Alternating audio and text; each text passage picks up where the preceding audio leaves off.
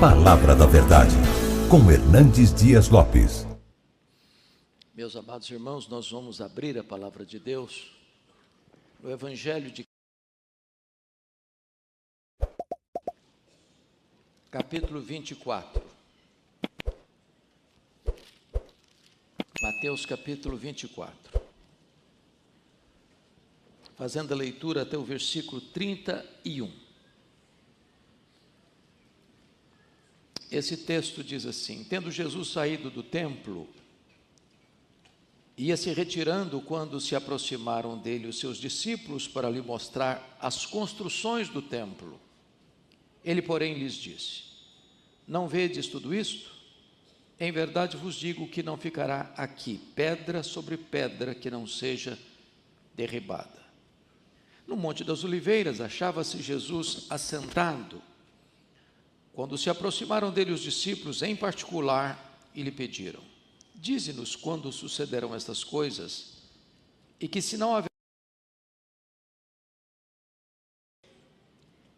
E ele lhes respondeu: vede que ninguém vos engane, porque virão muitos em meu nome dizendo: eu sou o Cristo, e enganarão a muitos.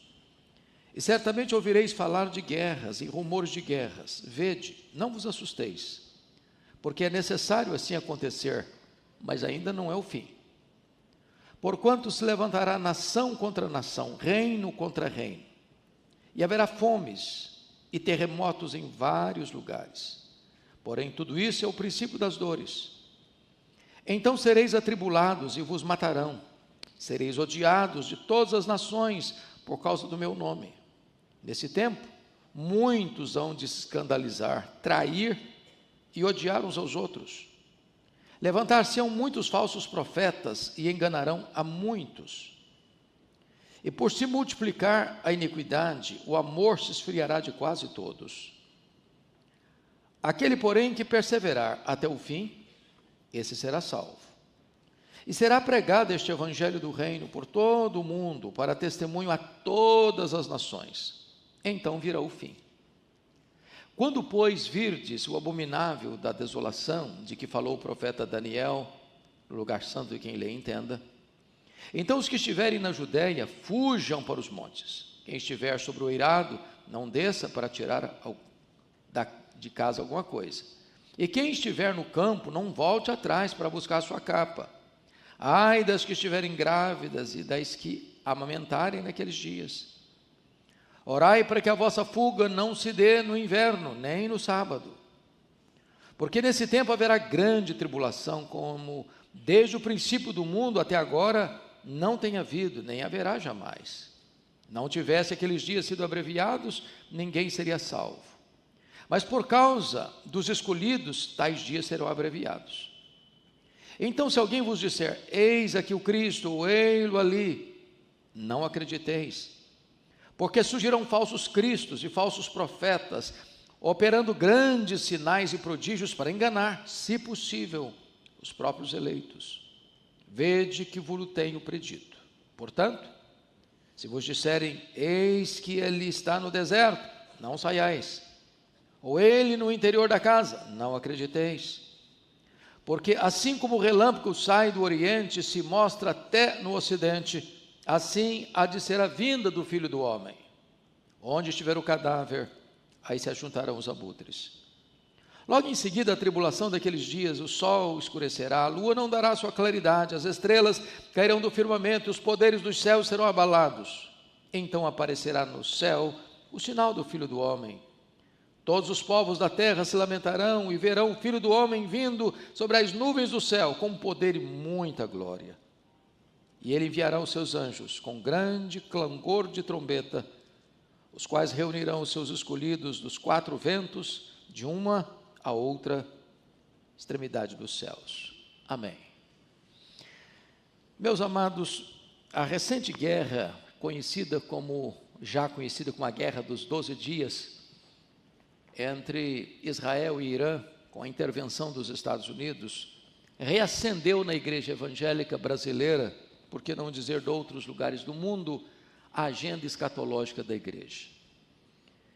E nesse momento, tantas pessoas se levantam e são feitas.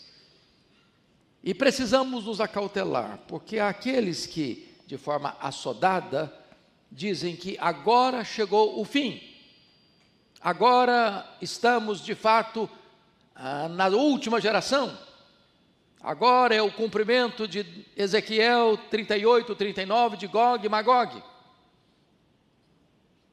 Essas declarações, embora causem arrepios em uns e temor em outros e levante grandes questionamentos da outra parte, são apressadas e perigosas, porque de certa forma isso é marcar uma data, isso é marcar um tempo ou época, que o Pai reservou pela sua exclusiva autoridade.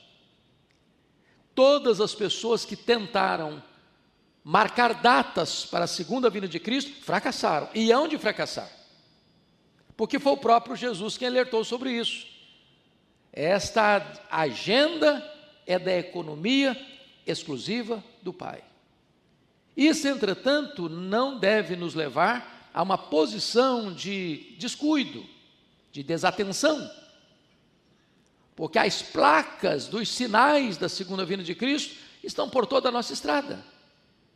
Às vezes verdadeiros outdoors iluminados, despertando a igreja, alertando a igreja acerca dos eloquentes sinais da volta do Senhor Jesus. Aqui no texto lido, nós temos a segunda vinda e de como será a segunda vinda. E é curioso que o texto do sermão profético comece quando Jesus sai do templo. Diz o texto que ele ia se retirando. Quando se aproximaram os seus discípulos, tomados de grande admiração, uma vez que eles eram galileus, ou seja, da parte norte de Israel, uma região mais agrícola, uma região mais interiorana, uma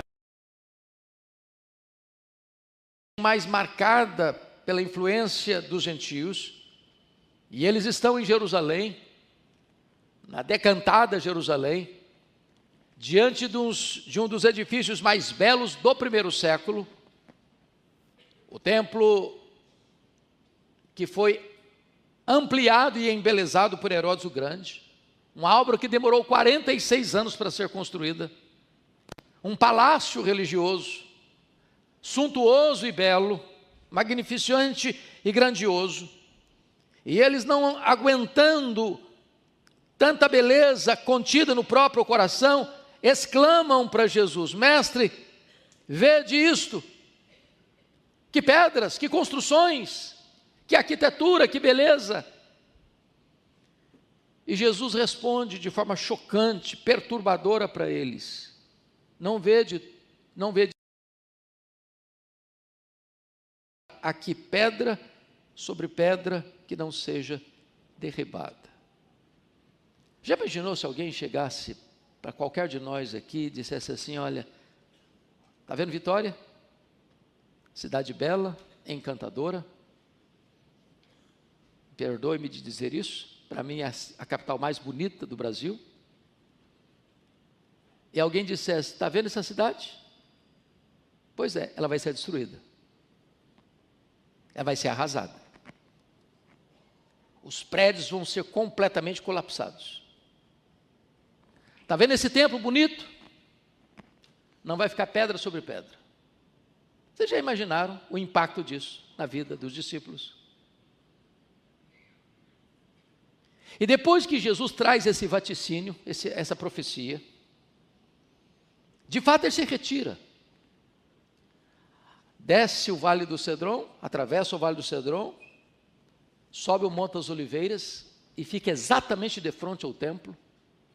Quando então os discípulos se aproximam em particular e perguntam: mestre, fala para nós aí, quando é que vai acontecer isso? E mais, que sinal haverá da tua vinda e da consumação do século? É claro que Jesus está tratando de duas coisas. Primeiro, ele está tratando da destruição de Jerusalém. Ele está tratando da destruição do templo de Jerusalém. Ele está tratando de uma horda que vai invadir a cidade de Jerusalém, vai destruí-la. Ele está falando que aquele templo tão belo, semelhante ao templo de Salomão, vai virar cinza. Eles engatam então a pergunta, conectando esse fato com a segunda vinda de Cristo, com a consumação do século.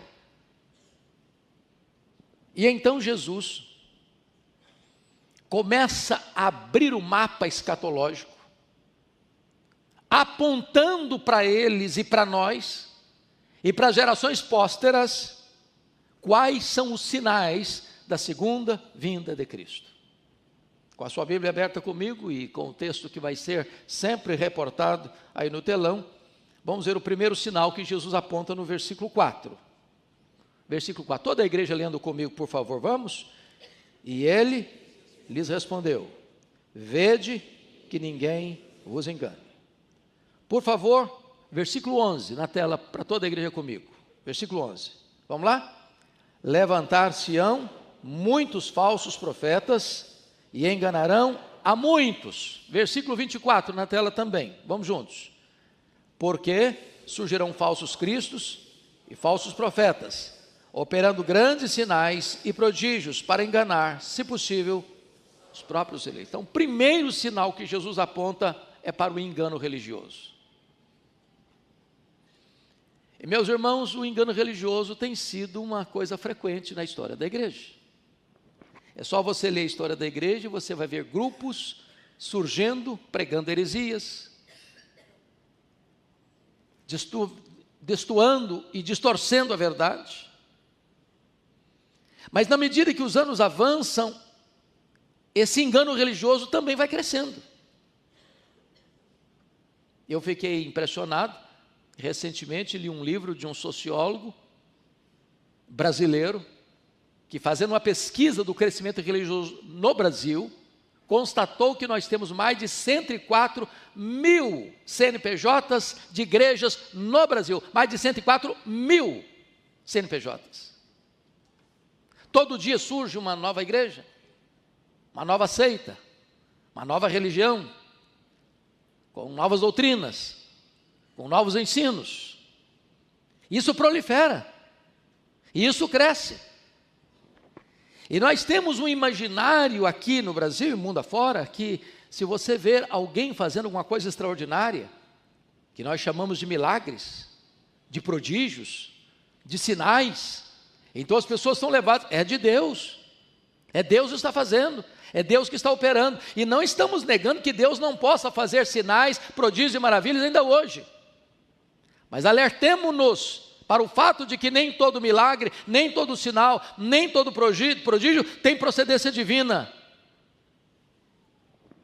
São elementos que podem levar as pessoas ao engano, ao erro, à falsa doutrina, à falsa religião, conduzida por falsos mestres, falsos profetas, falsos apóstolos, falsos cristos.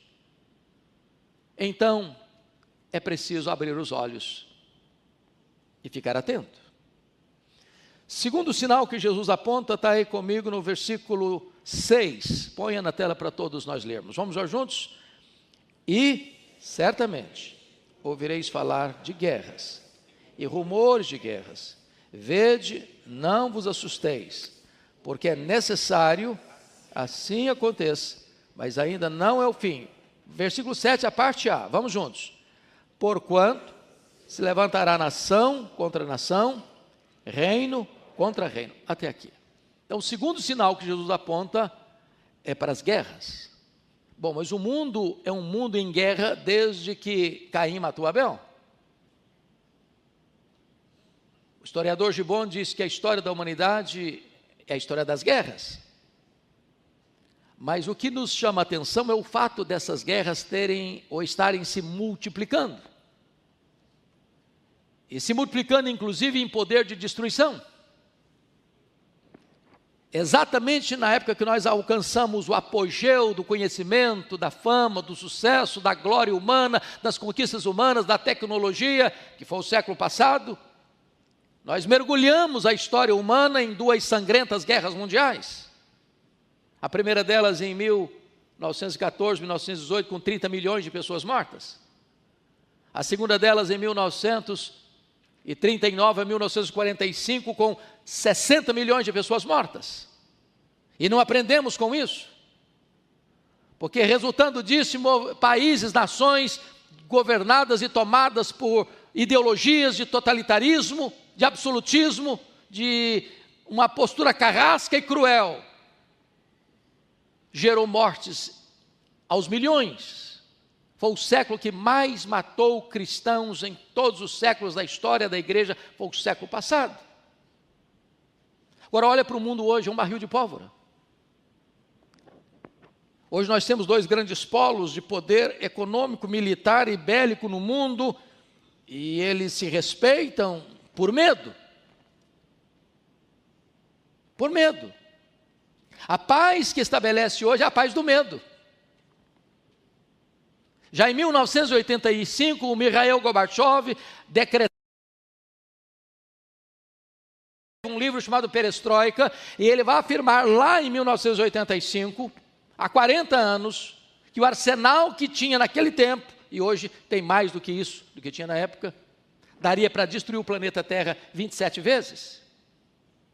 Chegando a ponto de afirmar que numa possível terceira guerra mundial não haveria vencedores nem vencidos. Estamos aí pisando em ovos. O mundo está prestes a explodir. É o medo, é a insegurança.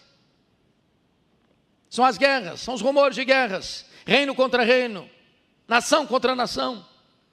E Jesus diz, fique atento, ainda não é o fim, é o princípio das dores, mas é um sinal eloquente de que Jesus está prestes a voltar. Terceiro sinal, confira comigo aí, versículo 7, toda a igreja comigo, vamos juntos. Porquanto se levantará nação contra nação, reino contra reino, e haverá fomes e terremotos em vários lugares. Vamos então entender o primeiro ponto, haverá fomes. E aqui vale destacar que as fomes, está no plural, é um efeito colateral das guerras. Não tem nada mais insano do que guerra. Porque você destrói o que custou muito caro para construir. Você envia um míssil, ele faz um arraso. Além das vidas, destrói estruturas caríssimas. E depois vai ter que gastar para construir tudo de novo. E quando vai se fazer o orçamento das nações, tenho certeza disso, o maior orçamento das grandes nações do mundo não é com coisas para a vida, é com armas para a morte. As fomes no mundo não é porque falta provisão, é porque há injusta distribuição. Se o dinheiro gasto em armas de destruição fossem gastos em provisão, não haveria fome no mundo. No mundo de hoje, muitos morrem de comer e outros morrem de fome. E Jesus diz que essas fomes apontam claramente para a realidade da sua segunda vinda. Mas Jesus traz para nós aqui um quarto sinal, está aí no versículo 7 ainda, e terremotos em vários lugares. A terra está bêbada. A terra está cambaleando. Os abalos sísmicos se multiplicam. As placas tectônicas estão se movendo. E os terremotos estão acontecendo em grande proporção, trazendo destruição, trazendo morte, trazendo dor, trazendo angústia. O que é digno de destaque não é apenas que os terremotos acontecem, é com a intensidade e multiplicação deles, mormente do século passado para cá. E isso alerta-nos para a segunda vinda de Cristo. Mas em quinto lugar, quinto sinal, confira comigo o versículo 9, por favor. Toda a igreja comigo, o versículo 9. Então, sereis atribulados e vos matarão. Sereis odiados de todas as nações por causa do meu nome. Nesse tempo, muitos hão de se escandalizar, trair e odiar uns aos outros. E aqui é o sinal da perseguição religiosa. Bom, entendamos uma coisa. sempre houve perseguição religiosa. Nunca houve um período em que pudesse dizer, bom, agora a igreja está tranquila, dormindo em berço esplêndido. A igreja de Cristo sempre foi uma igreja martírica. Porém, o mundo caminha para uma situação, e já é um fato, assim como foi no primeiro século, que ser cristão é um grande perigo.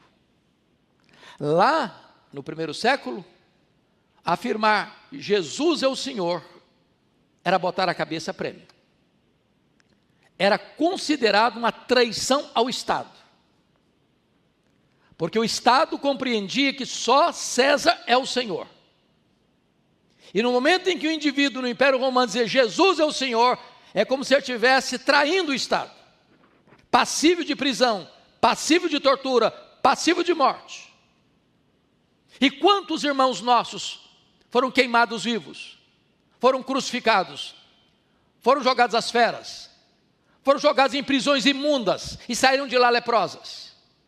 Não porque cometeram crimes, mas apenas porque declararam, Jesus é o Senhor. Não duvidem disso.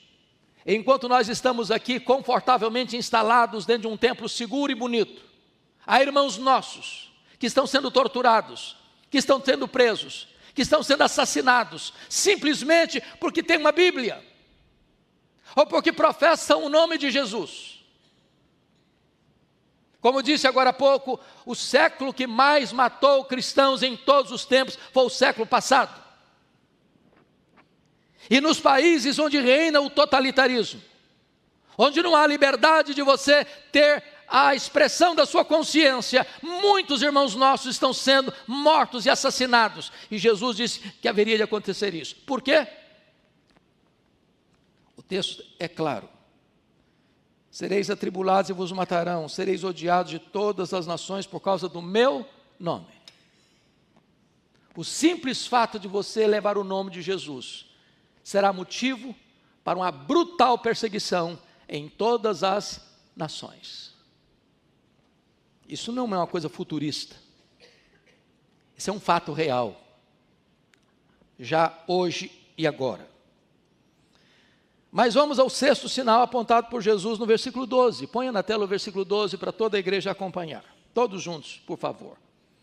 E, por se multiplicar a iniquidade, o amor se esfriará de quase todos. Então aqui a multiplicação da iniquidade.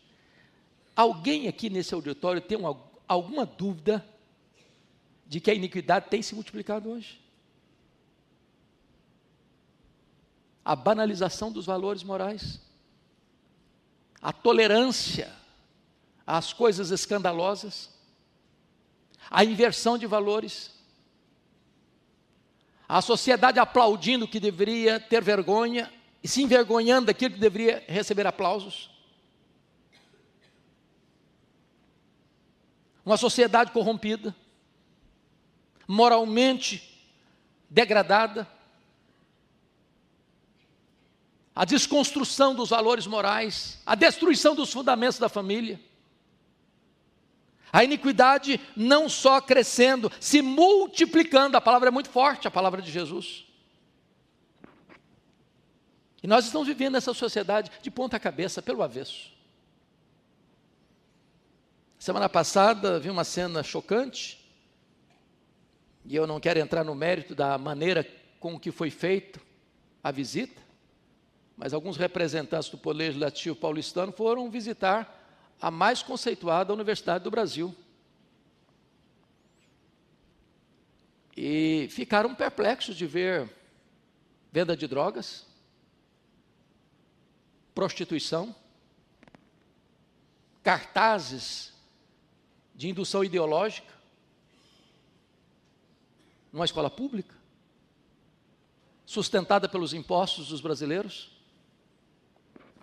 E o que nós estamos vendo hoje é como a iniquidade tem crescido e tem prevalecido e tem se inserido no contexto, na tessitura da nação, cumprindo a profecia de Jesus. A iniquidade vai se multiplicar. Não duvidem disso.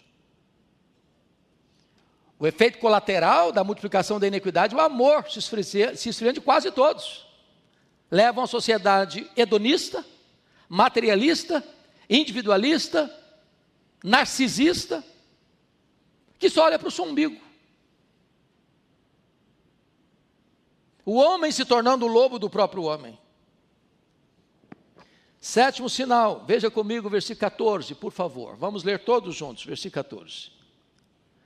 E será pregado este evangelho do reino por todo o mundo, para testemunho a todas as nações. Então virá o fim. Meus amados, a igreja de Cristo foi encarregada por Jesus, quando discutia a pauta escatológica com Jesus, de restaurar o reino a Israel, e Jesus desvia o foco deles para o campo da missão e disse: não vos compete saber nem tempos, nem épocas que o Pai reservou pela sua exclusiva autoridade, mas recebereis poder ao descer sobre vós o Espírito Santo, e sereis minhas testemunhas, tanto em Jerusalém como em toda a Judeia e Samaria, e até os confins da terra. E a igreja então tem se desdobrado para cumprir essa agenda estabelecida pelo Senhor Jesus. Nós recebemos um missionário em 1859, e pela graça de Deus a igreja brasileira hoje está sendo, e há de ser mais ainda, o grande celeiro missionário para o mundo. Mas eu não tenho dúvidas de que o advento daquilo que nós chamamos das mídias sociais ajuda por demais no cumprimento dessa profecia de Jesus. Porque hoje, enquanto nós estamos reunidos, me permita, nós temos 1.800 pontos de conexões neste culto. Portanto, as pessoas que estão conectadas conosco são talvez mais de 3 vezes o auditório que está aqui reunido. E ao mesmo tempo, nós não estamos limitados apenas à Vitória, mas a várias nações do mundo. Daqui a pouco essa mensagem sobe para uma plataforma de YouTube, e ela pode ter 100 mil, 200 mil, 500 mil, 1 milhão de acessos, mais do que isso, mundo todo. Então, a profecia que Jesus colocou, e que até bem pouco tempo parecia quase que uma coisa impossível, hoje é factível, hoje é possível. O evangelho tem sido pregado e tem chegado às nações da terra, com a mesma clareza que é anunciada aqui desse púlpito, chegado às nações ao mesmo tempo. Então o Senhor Jesus agora está nos trazendo essa verdade, que será pregado este evangelho do reino por todo o mundo, para testemunhar todas as nações. Isso porque Jesus morreu para comprar com seu sangue os que procedem de toda tribo, raça, povo, língua e nação. E este evangelho está chegando e há de chegar a todos os povos da terra para cumprimento dessa profecia de Jesus. 8º sinal. Por favor, versículo 15. Para nós lermos, 15 até o versículo de número 20, 15 a 20, eu quero que a igreja leia comigo, bem cuidadosamente esse texto, vamos todos. Quando, pois, virdes o abominável da desolação, de que falou o profeta Daniel, no lugar santo, quem lê entenda, então os que estiverem na Judéia, fujam para os montes, quem estiver sobre o eirado, não desça a tirar de casa alguma coisa. E quem estiver no campo, não volte atrás para buscar a sua capa. Ai das que estiverem grávidas, e das que amamentarem naqueles dias. Orai para que a vossa fuga não se dê no inverno, nem no sábado. Tanto Marcos 13 quanto Lucas 21 mostram que esse texto lido está conectado não com a segunda vinda, mas está conectado com a destruição de Jerusalém. Quando é que aconteceu a destruição de Jerusalém? A destruição do templo? No ano 70. Ele está falando de uma cidade sitiada. E Tito Flávio sitiou Jerusalém, cercou Jerusalém, entrincheirou Jerusalém. Nessa conjuntura, ele está dizendo o seguinte: se você estiver na Judéia, ou seja, onde está Jerusalém, fuja para os montes. Segundo, quem estiver sobre o eirado, lá em cima, escondido num sótão lá em cima, não desça para tirar coisa alguma da casa. Estamos falando de um ataque, de uma invasão, de um cerco militar.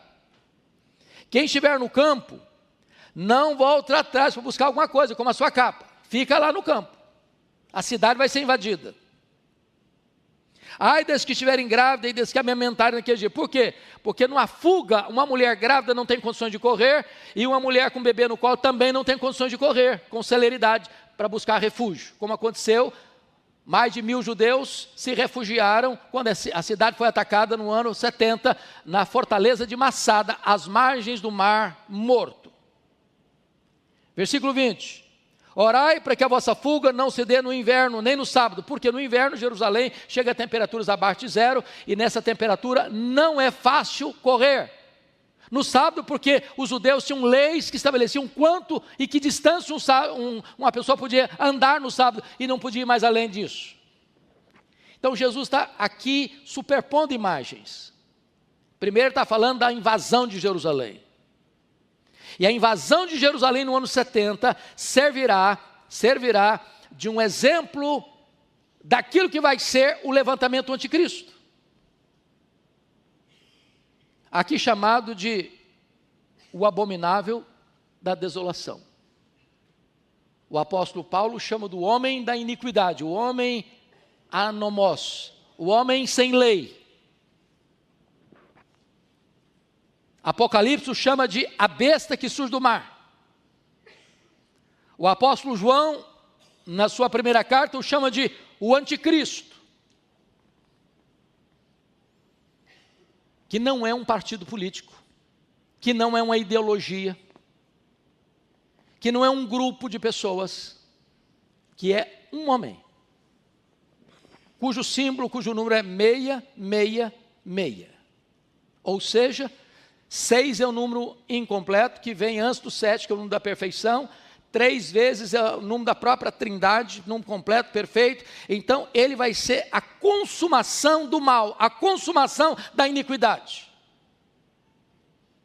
E Apocalipse capítulo 13 diz que toda a terra, todas as nações, todos os povos, todas as pessoas vão adorar o anticristo, exceto aqueles cujos nomes estão escritos no livro da vida do Cordeiro. Em outras palavras, meus irmãos, Jesus não vai perder para o anticristo nenhuma das suas ovelhas. Nenhum dos cordeirinhos, por mais tenros que sejam, do Senhor Jesus Cristo, lavados no sangue do Cordeiro, selados com o Espírito Santo da promessa, vão se curvar diante do anticristo. Ao contrário, vão preferir a morte. E o anticristo vai lutar contra eles e vai matá-los. Muitos vão morrer. Mas Apocalipse 12:11 diz que quando um crente morre pela sua fé, ele não é derrotado, ele é o vencedor, porque venceu pela palavra, pelo sangue do Cordeiro e pela palavra do testemunho. Palavra do testemunho é a palavra da martiria. Então, quando um crente é colocado contra a parede, dizendo, ou você nega Jesus, eu te mato, ou você adora o anticristo, eu te mato, o crente diz, eu prefiro morrer a negar a minha fé. Eles vão matar o crente, mas o crente é vencedor, porque não vai negar a sua fé. Está escrito que, mesmo em face da morte, não amaram a própria vida.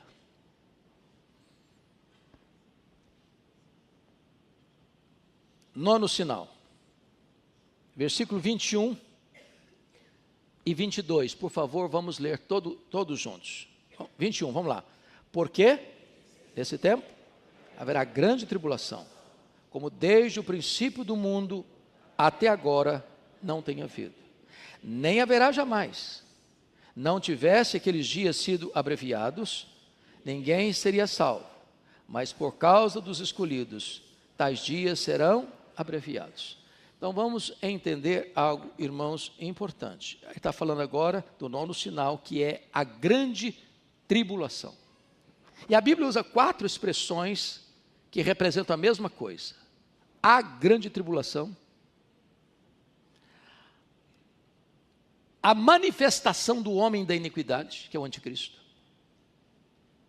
a apostasia e o pouco tempo de Satanás. Esses 4 termos apontam para a mesma coisa: um tempo de grande angústia, de grande tribulação. É claro que nós temos aqui no Brasil e no mundo fora 4 correntes de interpretação desses fatos. Nós chamamos de pós-milenismo, de amilenismo, de pré-milenismo histórico e de pré-milenismo dispensacionalista. Talvez em torno de 70% a 80% da igreja evangélica brasileira subscreve o chamado dispensacionalismo, que acredita que a igreja vai ser tirada da terra antes da grande tribulação. Ou seja, acreditam num arrebatamento secreto. Porém, parece-nos, à luz das Escrituras, que não é isso que o texto retrata. O que o texto retrata é que o povo de Deus vai enfrentar sim a grande tribulação. A igreja de Cristo é martírica. O Senhor não nos tirará da grande tribulação, Ele nos tirará na grande tribulação. Alguém pergunta, mas pastor, será que eu vou aguentar? E se chegar nos meus dias, eu vou aguentar? Eu pergunto a você, meu irmão, qual a sua diferença entre você e os mártires? Vocês acham que os mártires eram super crentes? Que eles não eram humanos como nós? Posso lhes garantir que nós não enfrentaremos, se acontecer nesta geração, com as nossas forças. O Senhor Jesus não vai perder nenhuma das suas ovelhas. O mesmo Deus que nos sustentou aqui e até aqui, há de nos sustentar até o dia final.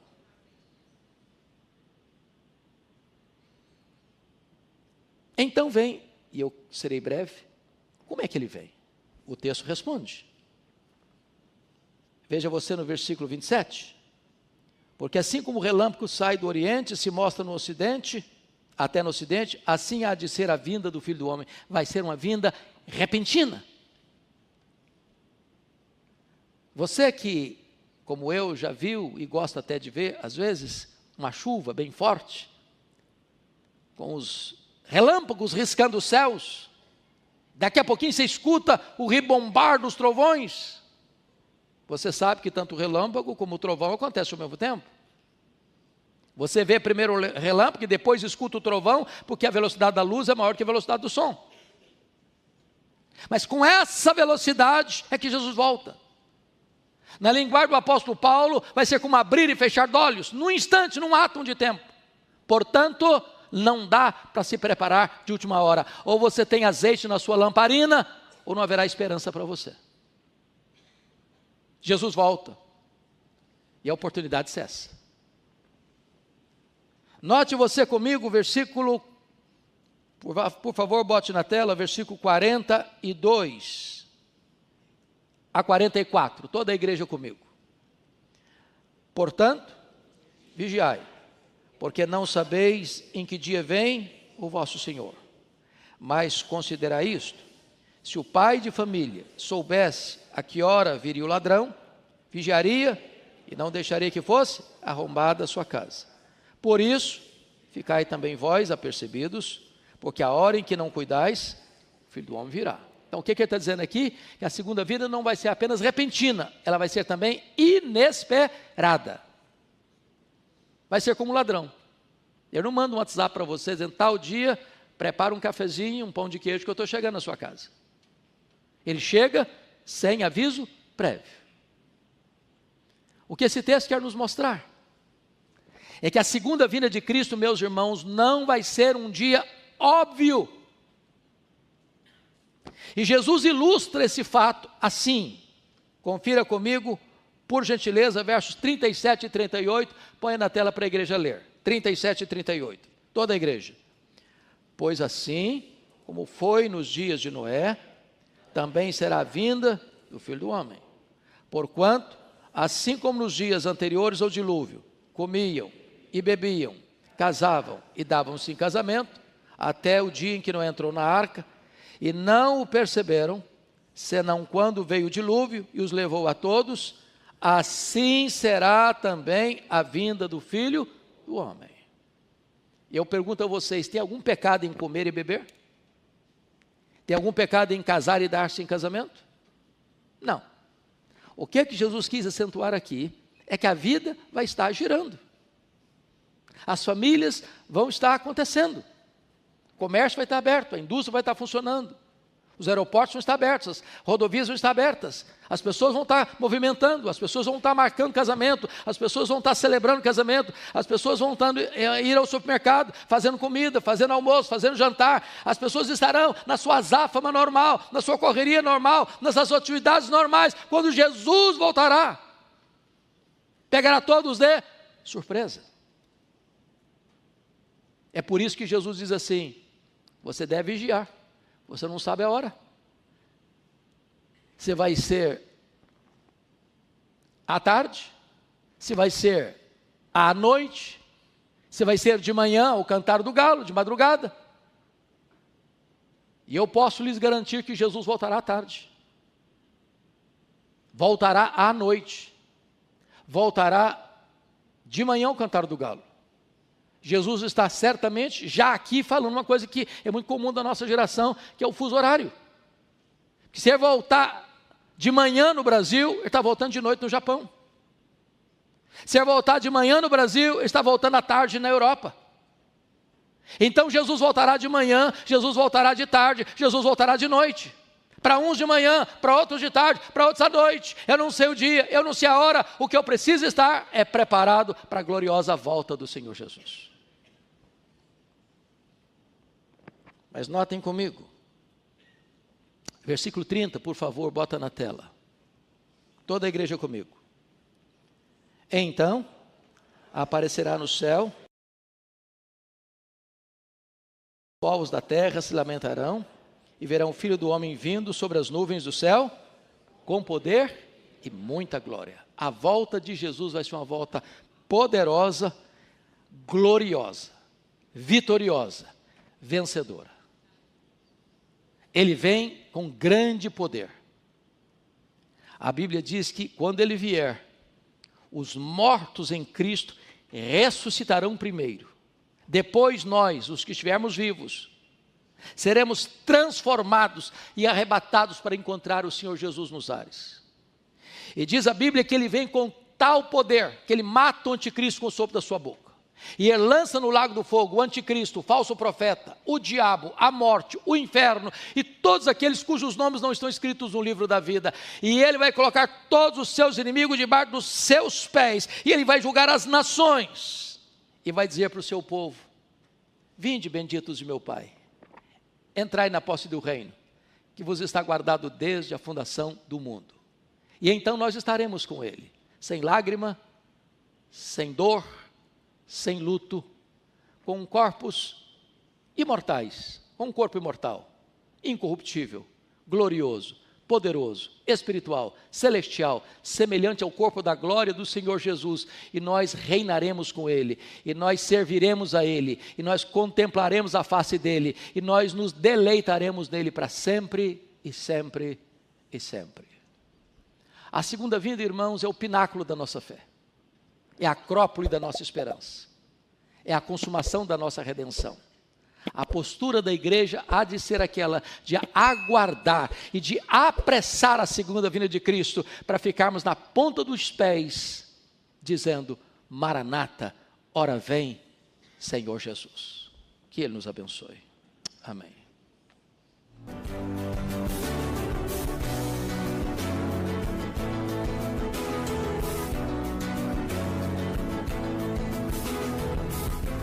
Palavra da Verdade, com Hernandes Dias Lopes.